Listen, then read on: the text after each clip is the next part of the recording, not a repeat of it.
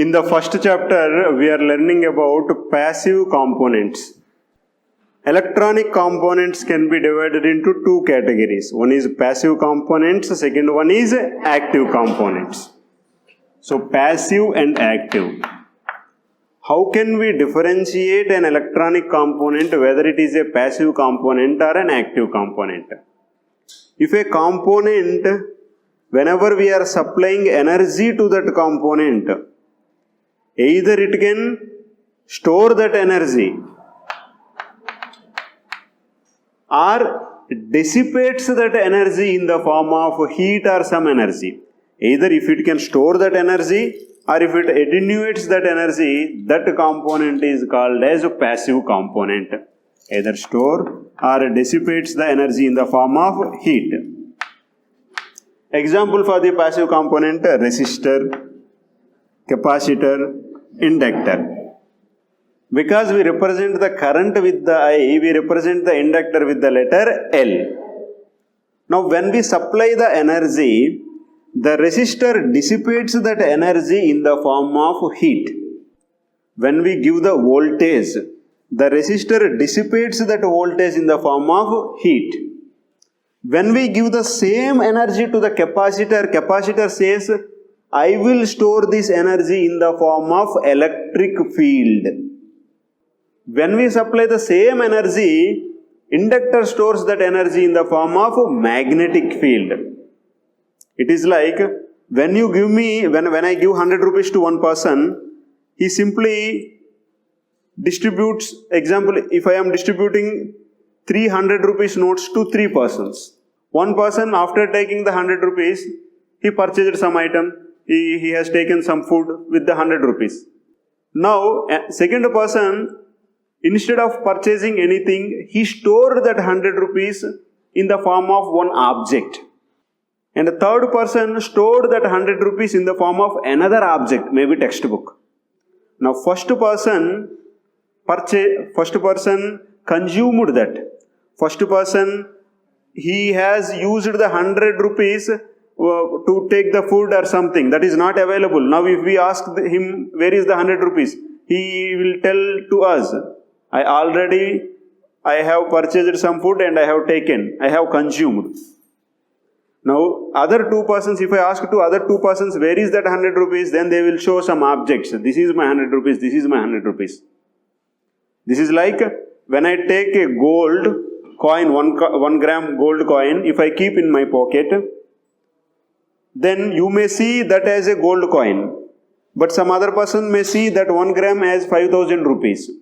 So here, resistor, capacitor and inductor. Resistor dissipates the energy in the form of heat. Whereas a capacitor stores that energy in the form of electric field. And inductor stores that energy in the form of magnetic field. Now if we ask the question, how can we measure the electric field? There is no instrument to measure the electric field in our laboratories. But we can measure the voltage. Now we can measure the equivalent voltage that is stored in the capacitor, that is equivalent to the electric field. It is like it is measuring the equivalent amount of gold that is stored in my pocket. I am saying 5,000 rupees gold is stored in my pocket. Actually gold is in the form of 1 gram. But I am saying 5,000 rupees gold is stored, 5,000 rupees for my convenience. Similarly, even though the capacitor is storing the electric field, for our measurement purpose we are saying it is storing the voltage. So we can measure that electric field by using the voltage.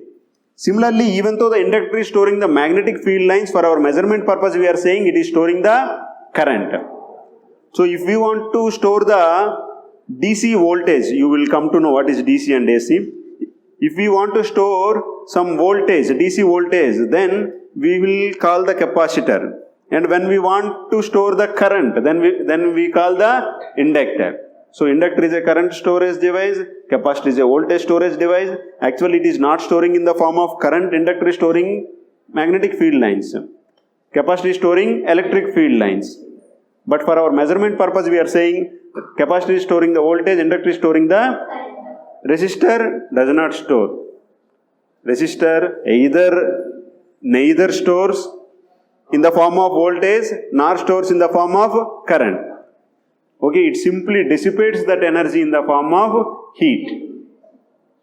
It is like in a family, 3 members are there. One member, when the parents give 10 rupees to one person, he simply utilizes that 10 rupees and the 2 other persons stores that 10 rupees. These 2 persons are example for who are storing that money.